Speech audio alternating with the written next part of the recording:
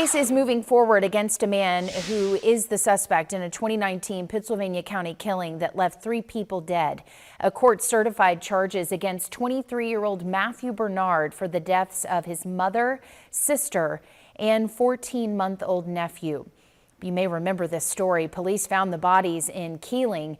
They were able to capture Bernard after he emerged naked from the woods and attacked a groundskeeper at a church. Bernard was ruled incompetent to stand trial after a psychiatric evaluation. And for the last 5 years, motions have been filed to continue Bernard's court proceedings due to mental incompetency and sanity.